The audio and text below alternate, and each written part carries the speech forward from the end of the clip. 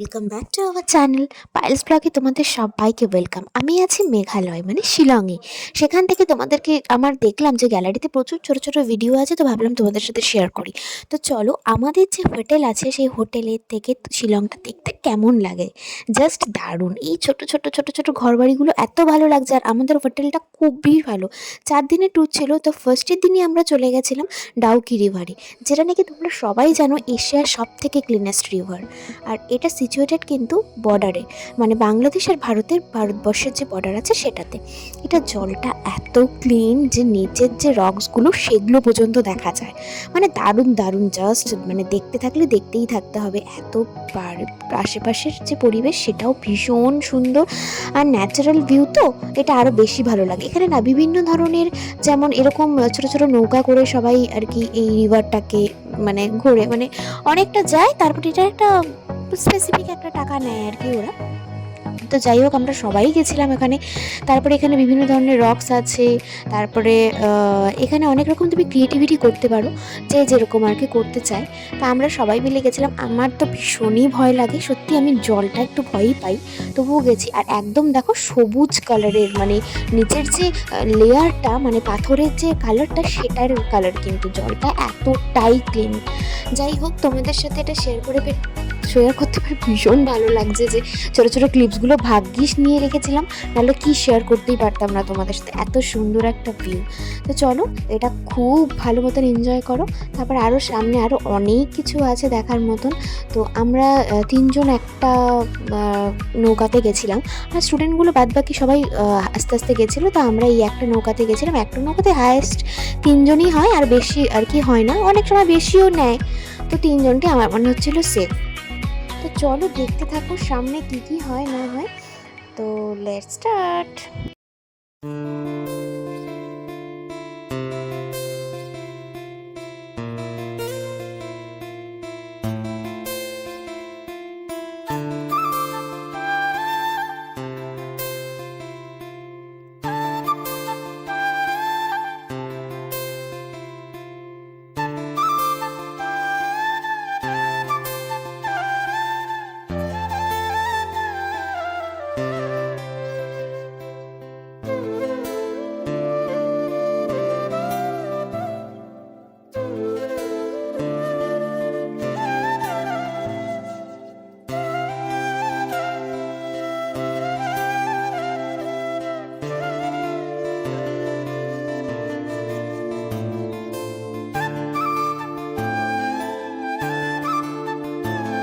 আমরা কিন্তু নৌকাটা নিয়ে এই ঝর্ণাটার সামনে চলে এসেছি। এটার জাস্ট স্রোত ছিল জাস্ট মানে দেখার মতন। এখান থেকে মনে হচ্ছে যে খুবই অল্প, কিন্তু অ্যাকচুয়ালি তা না। এখানে দাঁড়িয়ে কিছু ফটো টটো তুলে, এটা ফটো তোলারই পোজ দিয়েছিলাম। যাই হোক, ও ভিডিও করেছে। তারপর আমরা আবার কিন্তু এখানে 5 মিনিটই থাকতে দেয়, তার বেশি থাকতে দেয় না। তারপর আমরা চলে গেছিলাম আবার ফিরে। তো ওই একদম ওই কর্নারে কিন্তু এই বর্ডারটা, বাংলাদেশ আর ভারতের যে বর্ডার, ওই দেখতে পাচ্ছ অনেক লোকজন, ওটা হচ্ছে বাংলাদেশ। আর আমরা এখন আছি ভারতবর্ষে। ওই পাশটা বাংলাদেশ, এই পাশটা ভারতবর্ষ। কিন্তু একদম দারুণ একটা জিনিস, নতুন আমার কাছে তো একদমই নতুন। ভীষণ ভালো লাগলো এই জিনিসটা দেখে। তো চলো, তোমরাও দেখতে থাকো, আর পরে আরও কী কী আসে সেগুলো সবটাই তোমাদের সাথে শেয়ার করবো।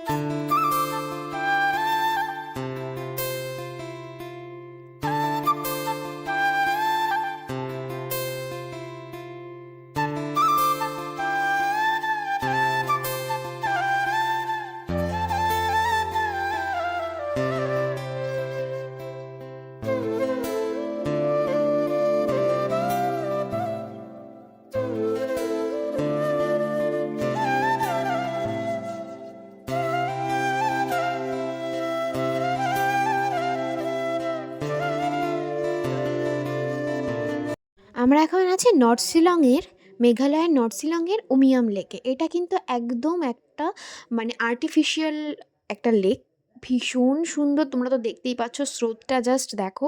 তো এখানে আমরা মোটামুটি অনেকটাই টাইম কাটিয়েছি এখানে।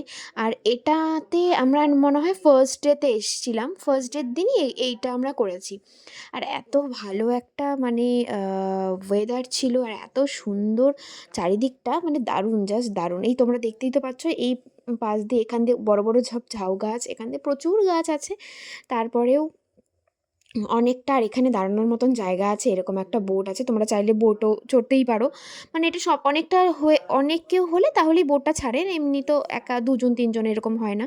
তো দেখ কি সুন্দর লাগছে না, জাস্ট দারুণ লাগছে, দারুণ। তোমরা কেউ মেঘালয় গেলে এই নর্থ শিলংয়ে কিন্তু অবশ্যই অবশ্যই যে ওই উমিয়াম লেকটাতে, এটা একদম আর্টিফিশিয়াল লেক মনেই হচ্ছে না। যাই হোক, এরপরে আরও অনেক জায়গায় যেতে হবে। তো চলো, এইটা তোমরা এনজয় করো, আমি পরে আরও দারুণ দারুণ জিনিসের জন্য ওয়েট করো।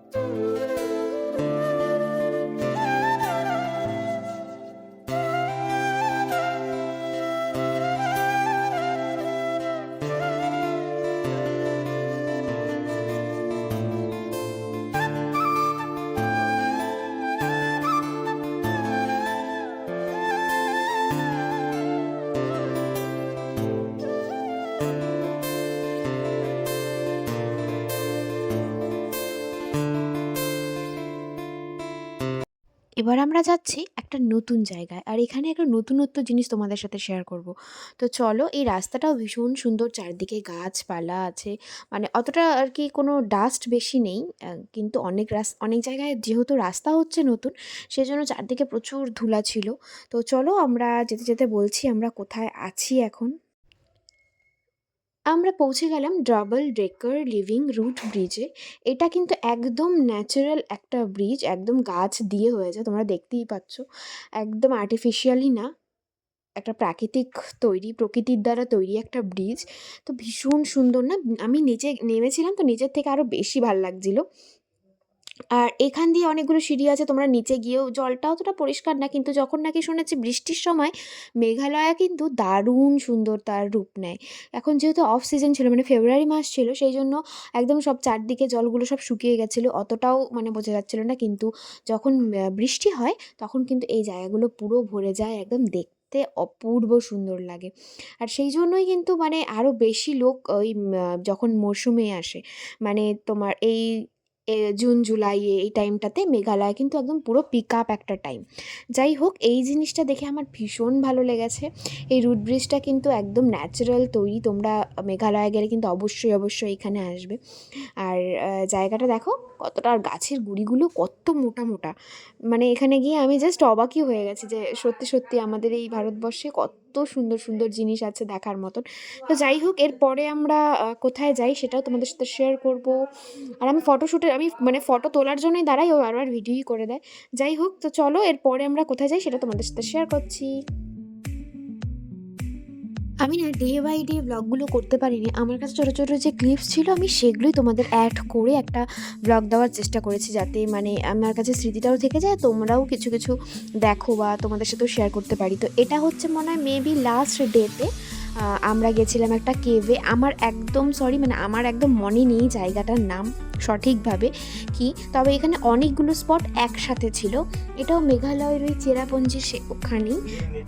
আমি প্রপার নামটা কোনো সময় জেনে আমি তোমাদের ওই ক্যাপশনে বা ওই কমেন্টে লিখে দেবো, হ্যাঁ, জায়গাটার নাম। কিন্তু অনেকগুলো স্পট ছিল, আমরা প্রত্যেকটা স্পটে গেছি, আর অনেকগুলো আমি ক্লিপস নিতেও পারিনি, কারণ দেখতে এত ভালো লাগে তখন আমার ভিডিও করার কথা মনেই থাকে না। আমি তো প্রফেশনাল ব্লগার না, সেই জন্য ব্লগও করিনি। আর আমার অনেক অনেক স্টুডেন্ট ছিল, তো এবার হচ্ছে আমার মানে একটু সামলাতেও হয়েছে।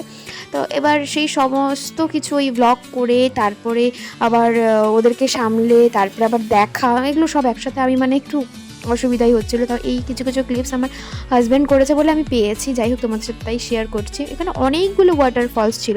মেঘালয়ে তো প্রচুর ওয়াটারফলস, যেমন সেভেন সিস্টার ওয়াটারফলস আমরা মানে ফলসই দেখতে পারিনি, কারণ তখন বৃষ্টি ছিল না, একদম অস্পষ্ট একটাই ছিল। তো এখানে দেখো কিছু কিছু জায়গায় জল দেখতে পাবে, ছোটো ছোটো ওয়াটারফলস দেখতে পাবে। আর এই জিনিসগুলো কিন্তু একদম নতুনত্ব, মানে সবার কাছে। এখানে স্টুডেন্টদের জন্য মেঘালয় চেরাপুঞ্জি সত্যি দেখার প্রচুর জায়গা, শেখার জায়গা, অনেক কিছু চেনার জায়গা, অনেক কিছু বুঝতেও পারবে ওরা, মানে ওয়েদারিং, যারা যারা আর কি জিওগ্রাফি আছে তারা জানতেই পারবে। যাই হোক, তো এরপরে আমরা একটা একটা করে সমস্ত স্পট দেখতে যাচ্ছি। এই স্টুডেন্টগুলো মানে খুব এনজয় পাচ্ছে যে না, এই যে একটা ছোট্ট একটা ওয়াটারফলস দেখতেই পাচ্ছ তোমরা। আর ওদের তো ফটো তোলা মাস্ট, ফটো না তুললে তো ঘোরার কোনো মানেই নেই, যদিও আমিও প্রচুর ফটো তুলেছি। তারপরে চলো দেখি নেক্সটে কী আছে। নেক্সটে এরকম নিচে যেতে হয়, মানে ওপর নিচে, যেহেতু এটা পাহাড়ি ওপরে অবস্থান, তো সেই জন্য নিচে ওপরে নিচে ওপরে এইরকমই। এই একটা ঝর্ণা, ছোট্ট একটা ঝর্ণা, এখানেও দাঁড়িয়ে অনেকেই ফটো শ্যুট করেছে। যাই হোক, আমরা নিচে খুব একটা নিচে নামতে পারিনি, তো অল্প নিচে নেমেছিলাম আর কি। এই একটা ছোট্ট ওয়াটারফলস, এই জলটা দারুণ দেখতে, একদম সুন্দর একটা কালার এসছে এই জলটা। তো এখানে আমরা বেশিক্ষণ থাকিনি, অল্প থেকে ফটো তুলে তারপরে চলে গেছি, কারণ আমাদের আবার ফিরতেও হবে। তো নেক্সট আমরা যাব একটা সুন্দর জায়গায়, সেটা হচ্ছে এক সবথেকে এশিয়ার ক্লিনেস্ট ভিলেজ যেটাকে আমরা বলি। তো চলো তোমাদের সাথে সেটাও শেয়ার করি।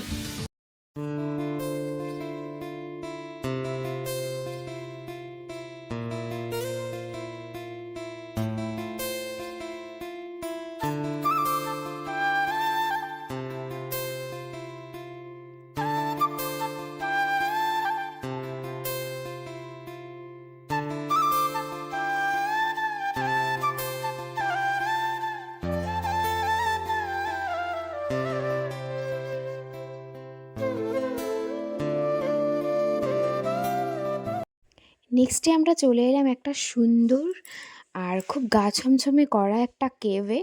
একদম অন্ধকার ভেতরটা, সিরিয়াসলি যখন নাকি বৃষ্টি হয় তখন নাকি প্রচুর, আমি না এটার নামও ভুলে গেছি, এম দিয়ে সম্ভবত নামটা। এটা অনেক দিন পর তোমাদের সাথে ব্লগটা শেয়ার করছি, সেই জন্য আমি এটা কিন্তু চেরাপুঞ্জিতে, এটুকুন মনে আছে আমার, এটা চেরাপুঞ্জিতেই আমরা দেখেছিলাম।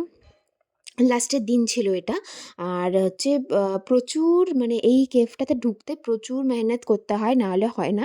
একদম খুবই সরু একটা রাস্তা আর একদম অন্ধকার, একটা ভুতুরে ভুতুরে ফিলিংস হয় আর কি। যাই হোক, যখন নাকি জল থাকে না তখন একদম হাঁটু পর্যন্ত জল থাকে, আর এখান দিয়ে নাকি বোটিংও হয় শুনেছি, মানে মোবাইলেও দেখেছি, খুব মানে কম বেশি। তো এরকম মানে আমাদের সব স্টুডেন্ট, বেশিরভাগ স্টুডেন্টই গেছিলো, কিছু কিছু স্টুডেন্ট যায়নি, ওদের যেহেতু একটু অনেকে যাদের সাফোকেশন হয়, তাদের পক্ষে এটা যাওয়া সম্ভব না। ইভেন আমাদের যে হেড ছিল সেই টিচারও কিন্তু যেতে পারিনি, মানে ভেতরে ঢুকতে ভয় পাচ্ছিল।